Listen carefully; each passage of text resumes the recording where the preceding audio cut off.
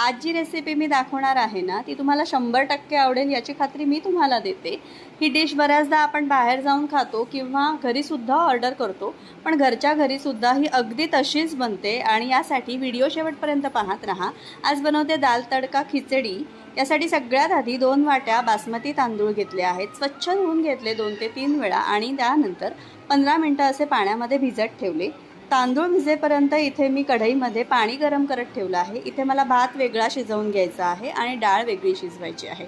डाळ शिजवण्यासाठी लहान कुकरमध्ये मी 2 लहानशा वाट्या डाळ घेतली आहे तुरीची आणि डाळीचं प्रमाण थोडं जास्त घ्यायचं नेहमीपेक्षा, म्हणजे आपल्या डाळ खिचडीला कन्सिस्टन्सी खूप छान येते। आता इथे ही स्वच्छ धुवून घेतली आहे मी 2 ते 3 पाण्यामध्ये।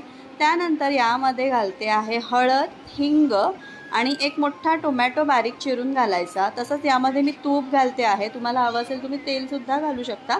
हे यासाठी घालायचं म्हणजे शिट्टीमधून ही डाळ अशी वर येणार नाही। आणि इथे 3 शिट्ट्या मी करून घेतल्या आहेत कुकरच्या। फोडणीसाठी कढईमध्ये घेतलं आहे तेल। सगळ्यात आधी यामध्ये तेल थोडंसं जास्त घेऊ शकता, पण मी अगदी प्रमाणातच घेतलं आहे कारण वरून तडकासुद्धा द्यायचा आहे। आता इथे फोडणीमध्ये मी खडे मसाले घातले, ज्यात मी तमालपत्र, दालचिनी, लवंग, काळी मिरी घातली आहे, जिरं घातलं थोडंसं, तसंच कढीपत्त्याची पानं घातली, एक हिरवी मिरची चिरून घातली, मध्यम आकाराचा कांदा बारीक चिरून घातला, थोडीशी हळद घातली पुन्हा एकदा, त्यानंतर धणा जिरा पावडर घातली, अगदी बेसिक मसाले घातले आहेत। आणि त्यानंतर लाल तिखट घातलं आहे। लाल तिखट मात्र थोडं कमी घालायचं कारण मी वरून तडका देणार आहे ना, त्यामध्ये लाल तिखट घालणार आहे, यासाठी लाल तिखट प्रमाणात घालायचं। आणि अगदी थोडासा गरम मसाला घातला चवीपुरता। आता यामध्ये जी शिजलेली डाळ होती ना, ती चांगली घोटून घ्यायची आधी, म्हणजे रवीने किंवा विस्करने, आणि मग ती यामध्ये घालायची। या सगळ्या फोडणीवर या मसाल्यांवर खूप छान परतायची, त्याला उकळी आणायची आणि त्यानंतर शिजलेला जो बासमती तांदूळ होता तो भात यामध्ये घालायचा, सगळा छान मिक्स करून घ्यायचा। आता पाहिजे असेल तर कन्सिस्टन्सीसाठी थोडंसं पाणी घालायचं, तुम्हाला जितकं हवं असेल तितकं।